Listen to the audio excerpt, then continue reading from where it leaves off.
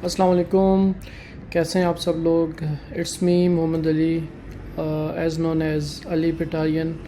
Somewhere आपने YouTube पे कहीं पे या फेसबुक पे आपने मेरा पेज देखा होगा।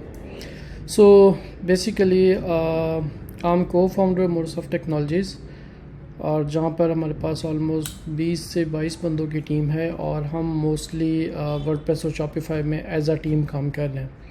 और इसके साथ साथ I was top rated on Fiverr WordPress की नीश में, बट अनफॉर्चुनेटली वो अकाउंट अभी पास नहीं है। But currently I am top rated plus on Upwork, और एक बिल्कुल ही माइक्रो नीश में मैं काम कर रहा हूँ जिसको कहते हैं affiliate tracking. So basically 2-3 platforms हैं, एवरफ्लो, वॉल्यूम, रेडट्रैक, और मैं इनकी कंसल्टेशन दे रहा होता हूँ ऐसे क्लाइंट्स को जो मीडिया बाइंग ट्रैफिक बाय कर रहे होते हैं डिफरेंट प्लेटफॉर्म से, like Google Ads, Bing, Yahoo और नेटिवेयर्स। बहुत सारे प्लेटफॉर्म्स हैं जहाँ से क्लाइंट ट्रैफिक बाय कर रहे होते हैं। सो बेसिकली मैं एक बिल्कुल माइक्रो नीश में अपवर्क के ऊपर सर्विसेज दे रहा होता हूँ, और इसमें मोस्टली पर्सनल मैं खुद ही काम करता हूँ। आज से तकरीबन 1 साल पहले मैंने एक कोर्स बाय किया था फेसबुक के ऊपर, जस्ट टू लर्न के एजेंसी को बंदा अपवर्क पे कैसे स्केल कर सकता है। और उसमें फिर बहुत सारे बंदों के साथ मेरी इंटरेक्शन हुई थी उस कोर्स के, जो मतलब जिन्होंने ज्वाइन किया हुआ था। बेसिकली ये वीडियो उन्हीं के लिए है। जब मेरा इंटरेक्शन हुआ था तो वो कह रहे थे कि आप अपने प्रपोजल्स वगैरह दिखाएं, तो मैंने तब उनसे प्रॉमिस किया था कि अच्छा यार, मैं आप लोगों के लिए एक डिटेल वीडियो भी बनाऊंगा, और अपने जो प्रपोजल्स हैं ये भी आप लोगों को समहाउ आपको शो कराऊंगा। तो उसी के लिए ही ये वीडियो है। और इस वीडियो में जितनी चीज़ें जो मैं इम्प्लीमेंट कर रहा हूँ, मैं प्रपोज़ल कैसे लिखता हूँ, मैं सारी चीज़ें वो आप लोगों को एक्सप्लेन करूँगा। होपफुली आप लोगों को कुछ ना कुछ सीखने को मिलेगा।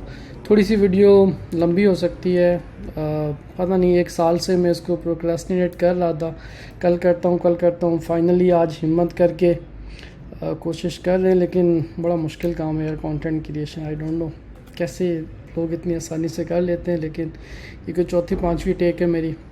सो जल्दी से वीडियो की तरफ आते हैं। मैंने कुछ नोट्स भी अपने पास लिखे हुए हैं ताकि वीडियो का फ़्लो किस तरह लेके जाना है, तो वो भी मैं साथ साथ साइड पे अगर देख रहा हूँ तो आप समझ जाएँ कि मैं अपने नोट्स देख रहा हूँ। ऑलराइट, सो इस वीडियो को आगे फर्दर कंटिन्यू करने से पहले आप लोगों को मैं एक और वीडियो को बताना चाहता हूँ, जो कि आज पॉडकास्ट ही मैंने सुनी है इरफान भाई की और अहमद भाई की। जितनी बातें इस वीडियो में मैं आगे बताऊंगा, ये सारी बातें डिटेल से इस पॉडकास्ट में डिस्कस हुई हैं। तो अगर आप इस पॉडकास्ट को सुन लेते हैं, उसके बाद मेरा नहीं ख्याल कि आपको क्लाइंट कम्युनिकेशन में या अपवर्क में कोई आगे मसला होना चाहिए, अनलेस कि आप उसको सही से इम्प्लीमेंट करते हैं। ठीक है, तो मैं आपको ज़रूर रिकमेंड करूँगा कि ये वीडियो सुनें। और इस वीडियो को सुनने के बाद मुझे खुद अपनी बहुत सारी मिस्टेक्स नज़र आई हैं, स्पेशली फॉलोअप्स, जहाँ पे फॉलोअप्स की बात होती है तो वहाँ पर मैं काफ़ी लैग कर रहा था। और भी बहुत सारे पॉइंट्स थे जिनमें मुझे इस वीडियो से बहुत कुछ सीखने को मिला है। तो आई वुड हाईली रिकमेंड कि आप इस वीडियो को ज़रूर देखें। मैं इस वीडियो का लिंक अपने इस वीडियो के डिस्क्रिप्शन में ऐड कर दूँगा। ओके, सो आफ्टर दैट अभी हम आते हैं कि मैं प्रपोज़ल कैसे लिखता हूँ, या मेरा प्रपोज़ल लिखने का एक जो मेन गोल होता है ना, वो क्या होता है। तो मेरा जो प्रपोज़ल लिखने का जो मेन गोल होता है वो ये होता है कि यार क्लाइंट के साथ आपकी जो कम्युनिकेशन है वो इनिशिएट हो जाए। ठीक है, तो प्रोजेक्ट आना या ना आना वो बात की बात होती है, वो आपकी क्लाइंट के साथ जिस तरह की डिस्कशन होती है उसके ऊपर डिपेंड करता है।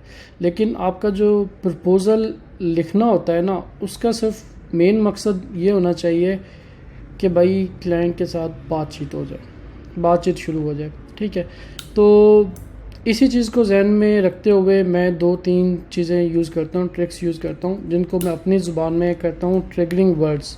ठीक है, एक तो जो मैं ट्रिक यूज़ करता हूँ वो ट्रिगरिंग वर्ड्स, ऐसे वर्ड्स जो क्लाइंट ने जॉब में यूज़ किए हुए हैं या क्लाइंट को उनकी ज़रूरत है। ठीक है, मैं आपको आगे प्रपोज़ल थोड़ा डिटेल में दिखाता हूँ, उसमें आपको समझ में आ जाएगा।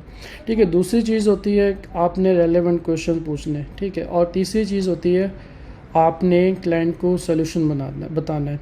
तो मतलब ये जो 2-3 चीज़ें मैं मेनली यूज़ करता हूँ, इनको जहन में रखते हुए मैंने अपने कुछ प्रपोज़ल्स और कुछ जॉब पोस्ट अपनी थ्रू आउट दी अपवर्क की जो मेरी प्रोफाइल है वहाँ से निकाले हैं।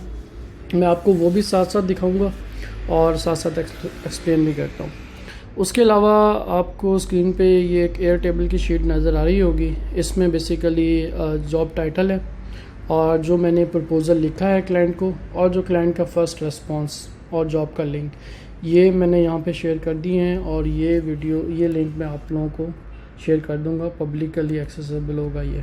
ठीक है, तो सबसे पहला काम अगर मैंने प्रपोज़ल कोई किसी जॉब पे करना है तो सबसे पहली जो चीज़ मैं देखता हूँ ना कि यार ये काम मैं कर सकता हूँ या नहीं। ठीक है, अगर मैं 70-80% कॉन्फिडेंट होता हूँ तो मैं उस प्रपोज़ल को उस जॉब के ऊपर प्रपोज़ल लिखता हूँ। लेकिन अगर इससे कम हूँ या 60 भी समटाइम्स चल जाता है, क्योंकि समटाइम्स इंसान को होता है कि रिसर्च करके चीज़ें बंदा कर लेता है। तो 60-70% अगर कॉन्फिडेंट हूँ तो मैं प्रपोज़ल लिखता हूँ। ठीक है, और वो भी इस केस में कि मुझे अगर 5 चीज़ें क्लाइंट ने मांगी हुई हैं तो मुझे एटलीस्ट 4 का पता है या एटलीस्ट 3 का अच्छे से पता है, 1-2 को रिसर्च करके बंदा काम कर लेता है। ठीक है, तो ऐसा ज़रूरी नहीं होता कि आपको 100% ही चीज़ों का पता हो जब आप प्रपोज़ल लिखने जाएं। अगर आप एक काम बार बार कर रहे हैं, आप उसमें मास्टर हैं, तो वो मोस्टली चांसेस होते हैं। ठीक है, लेकिन एटलीस्ट आपको इतना कॉन्फिडेंट होना चाहिए कि भाई ये जॉब जिसके ऊपर मैं प्रपोज़ल लिखने जा रहा हूँ या मेरी टीम या मैं जिस टीम के लिए लिखने जा रहा हूँ कि ये काम हम कर भी सकते हैं या नहीं।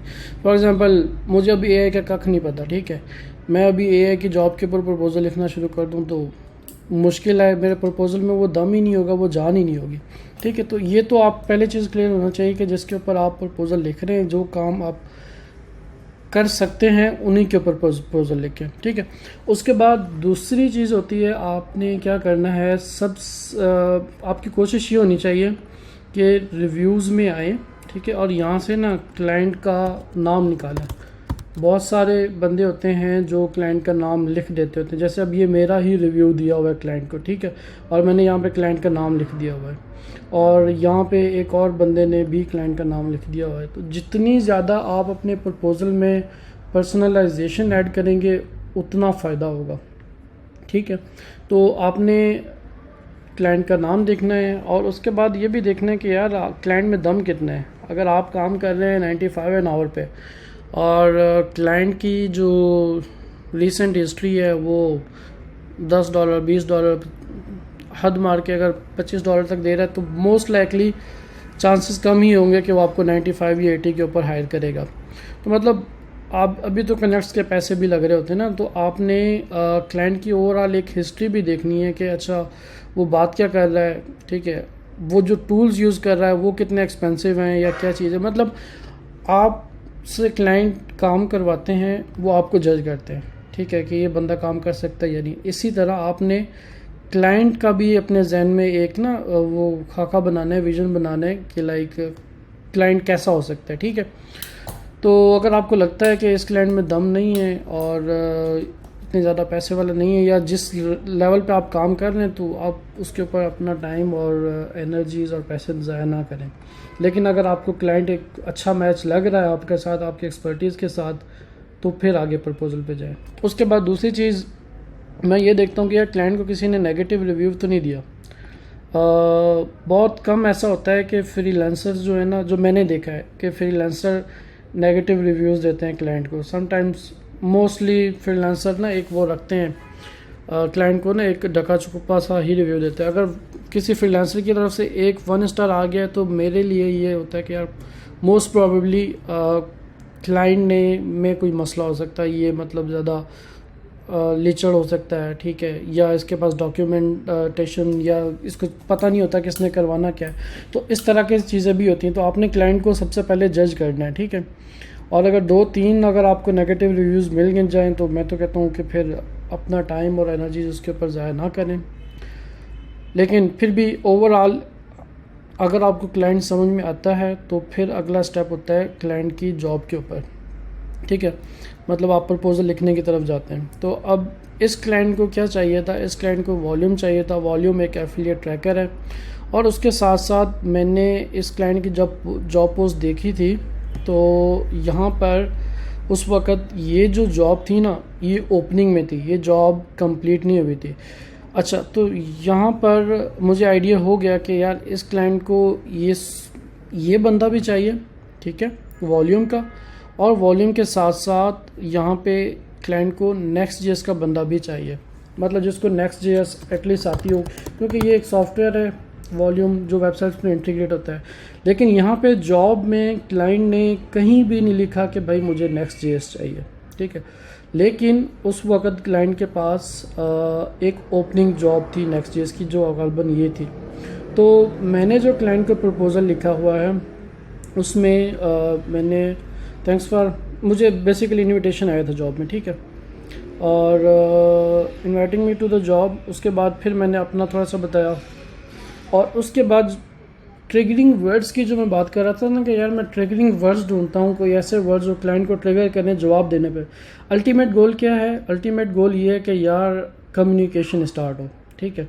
तो अब यहाँ पर मैंने नेक्स्ट जेएस को हाईलाइट कर दिया, ठीक है। Experienced in next JS turn into affiliate marketing. Basically affiliate marketing की वेबसाइट थी और एफिलिएट मार्केटिंग में ही मैं काम करता हूँ।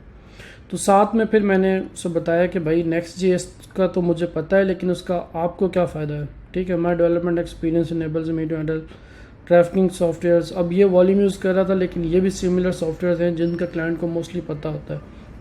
तो मैंने कोशिश की कि जितना ज़्यादा हो सके रेलेवेंट वर्ड्स, अब ये सारे सॉफ्टवेयर एक जैसे ही हैं, ठीक है, एक्सक्यूज मी, और ये ट्रैफिक सोर्सेज इन सॉफ्टवेयर्स के साथ इंटीग्रेट होते हैं और एफिलिएट नेटवर्क्स इंटीग्रेट होते हैं।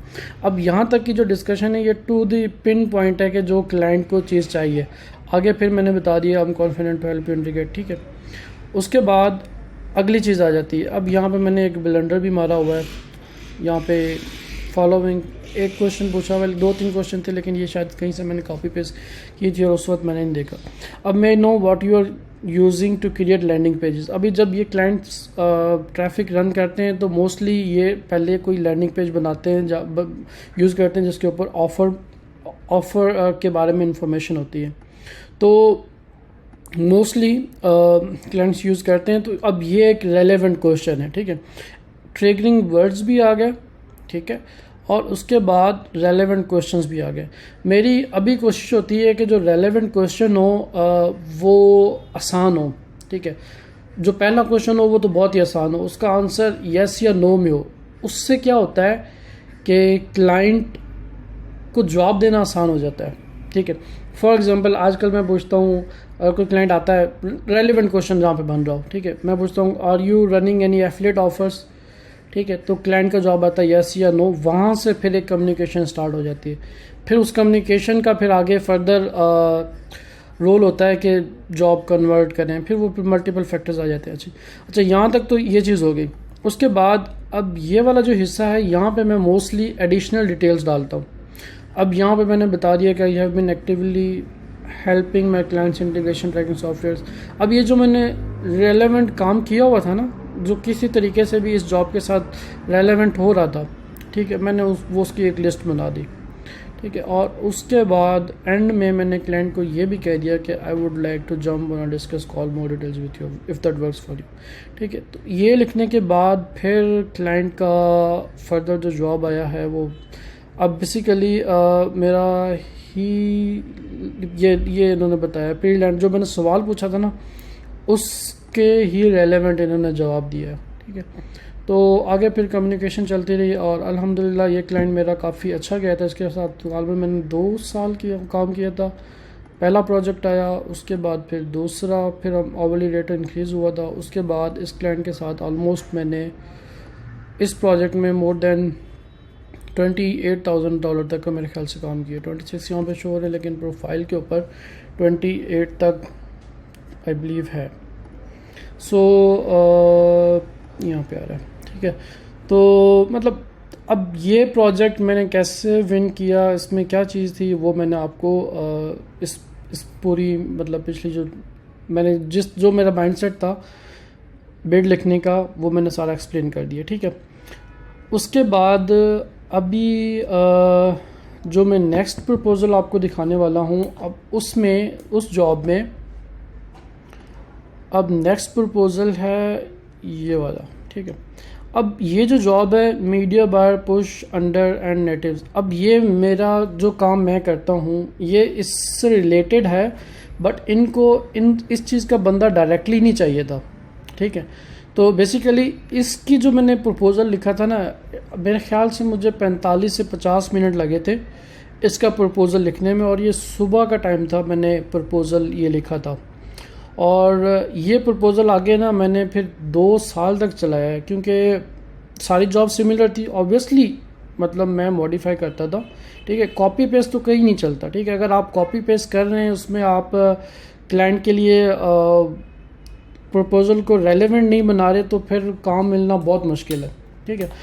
आगे चल के मैं आपको बताऊंगा मुझे साइड में कुछ और बेनिफिट्स भी थे। वो बेनिफिट्स ये थे कि मैं बिल्कुल माइक्रो निश में काम कर रहा था जिसमें कंपटीशन ज़ीरो के बराबर था। बेसिकली मैं इस फील्ड में आया था 2018 में, मेरे पास एक क्लाइंट था, बल्कि मेरे दोस्त के पास एक क्लाइंट आया था। उसने कहा था कि यार एक प्रोजेक्ट है, एक रेड ट्रैक सॉफ्टवेयर था, वो इंटीग्रेट करना था 2018 में। उस वक्त ऑलमोस्ट $750 क्लाइंट ने ऑफ़र किए थे और ईद पे मैं घर गया हुआ था। तो दोस्त ने कहा था ये काम करना है वर्डप्रेस में, उस वक्त हम वर्डप्रेस में काम कर रहे थे। तो मैंने कहा कि भाई 750 में जो भी देगा कर देंगे। तो उस वक्त $750 बहुत बड़ी अमाउंट होती थी हमारे लिए। तो खैर प्रोजेक्ट तो ले लिया, लेकिन उस वक्त वो जो सॉफ्टवेयर जब मैं इंटीग्रेट करने गया था मुझे नेट पे कोई हेल्प नहीं थी, ठीक है।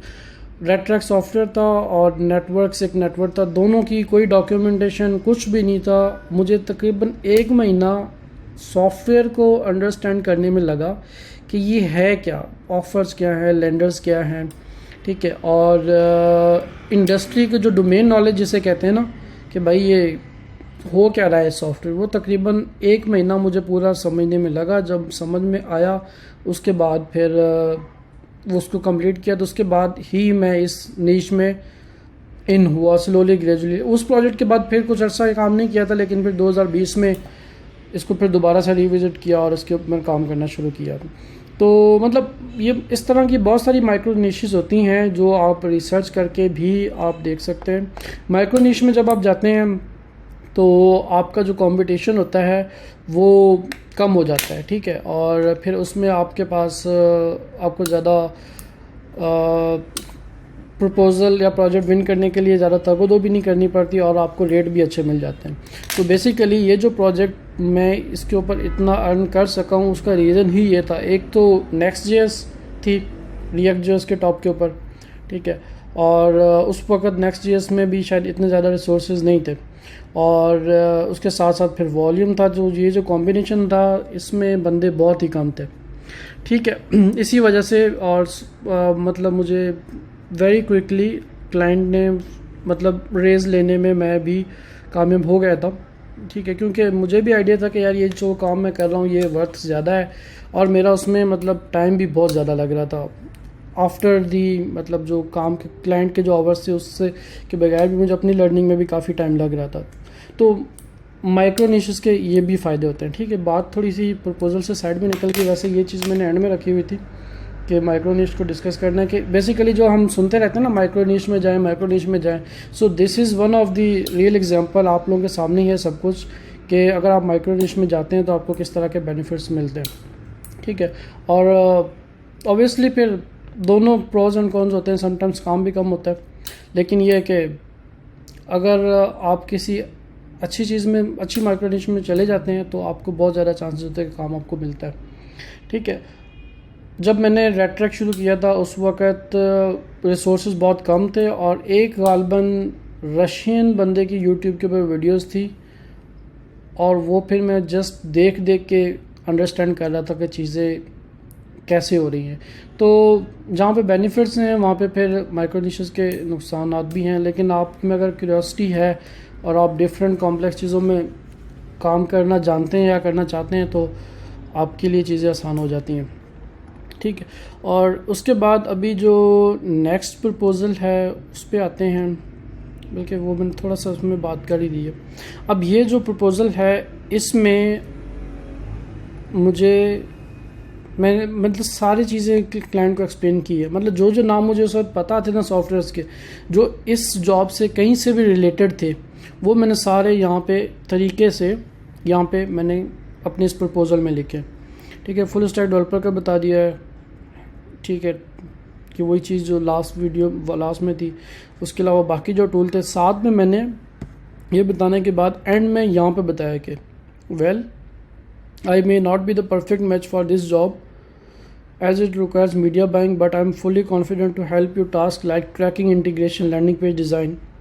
अब ये जो टास्क थे जो इस जॉब से इनडायरेक्टली रिलेटेड थे, ठीक है, लेकिन एक अच्छा प्रपोजल और मतलब क्लाइंट की नीड्स के मुताबिक प्रपोजल क्लाइंट को बता भी दिया कि भाई मुझे पता है कि ये आपके लिए शायद ये जॉब बस मेरे लिए नहीं है, लेकिन आपको इस चीज़ की ज़रूरत हो सकती है।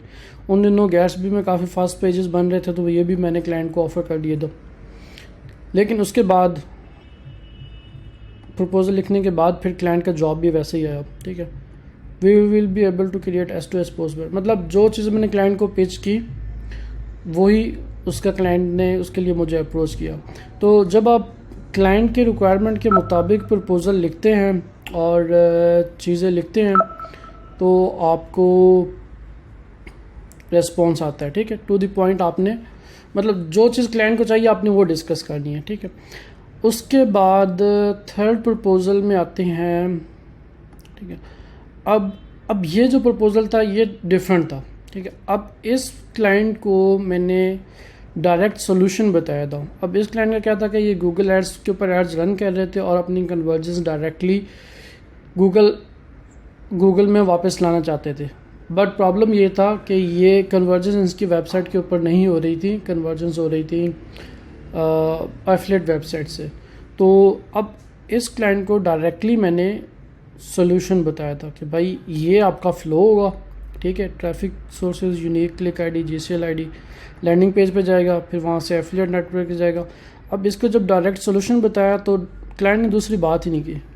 क्लाइंट ने प्रोफाइल देखा, प्रोफाइल पे सिमिलर काम था, I see you have done other projects at this rate.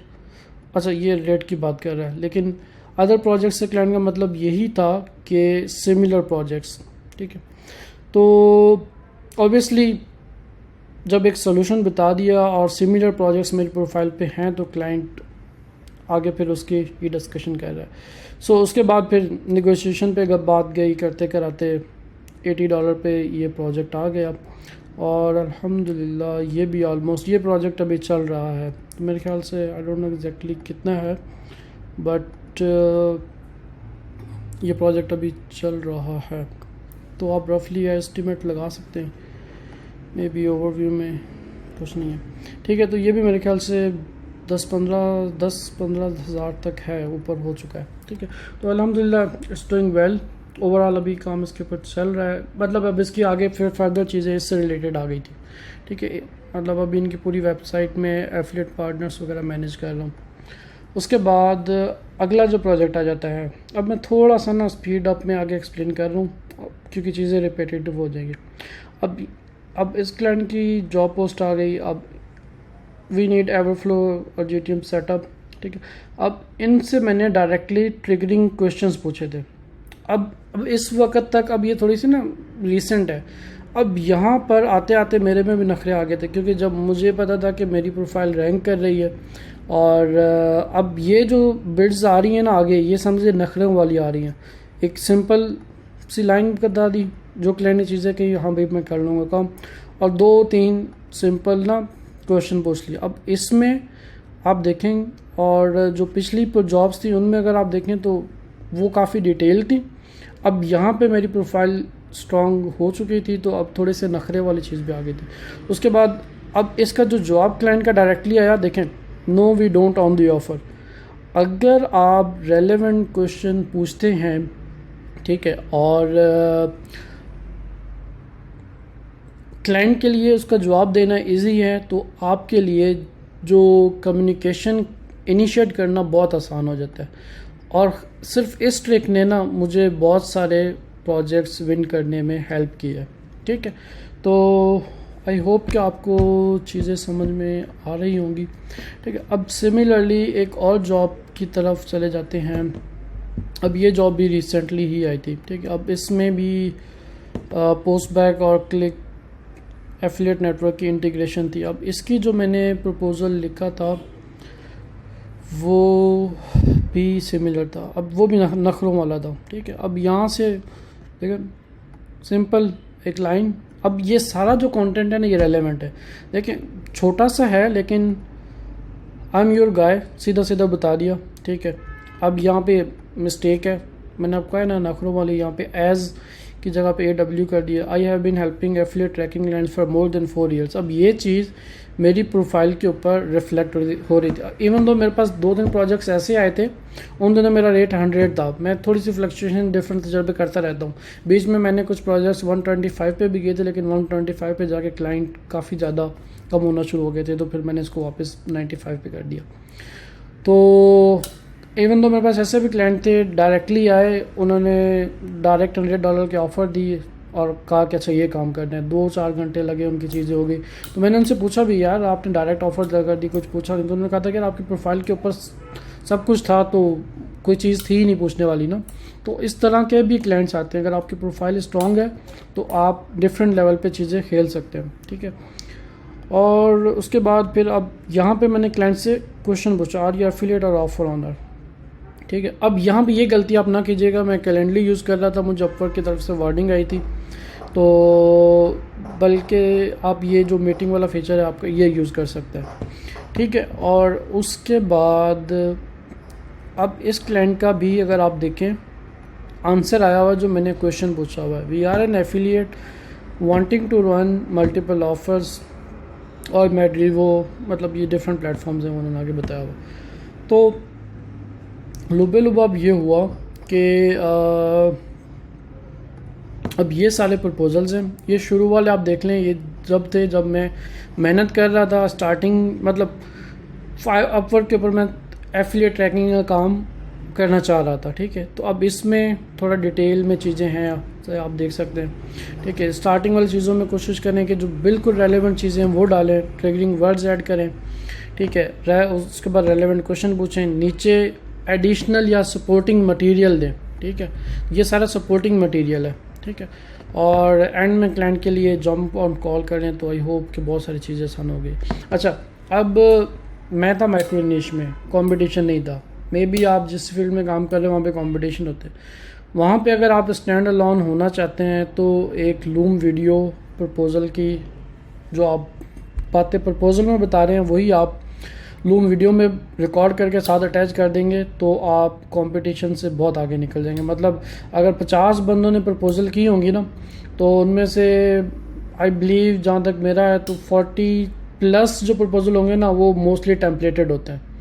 जब टेम्पलेटेड प्रपोज़ल होते हैं क्लाइंटों को भी समझ में आ जाती हैं, वो डायरेक्टली इग्नोर कर देते हैं। इवन दो अगर आप एक क्लाइंट पिछला मेरा यहाँ पे प्रपोज़ल देखें तो क्लाइंट इस तरह कहते हैं कि भाई आप अपनी, अगर आपने प्रपोज़ल पढ़ा है तो ये वाला वर्ड आप लिखें। तो इस तरह का अगर वर्ड आता है तो उसको आपने सेपरेटली, मतलब ऐसी जगह पे लिखना है कि क्लाइंट को ईजिली नज़र आए। अब यहाँ पे मैंने वाइकिंग्स, अभी क्लाइंट ने वाइकिंग्स मांगा हुआ था, तो मैंने डायरेक्टली ऊपर लिख के और उसके बाद इसको नीट एंड क्लीन तरीके से इसको, ताकि क्लाइंट की नज़र जाए। उसके बाद ओवरऑल आपका जो प्रपोज़ल है वो जो रीडेबिलिटी है ना वो क्लियर होनी चाहिए।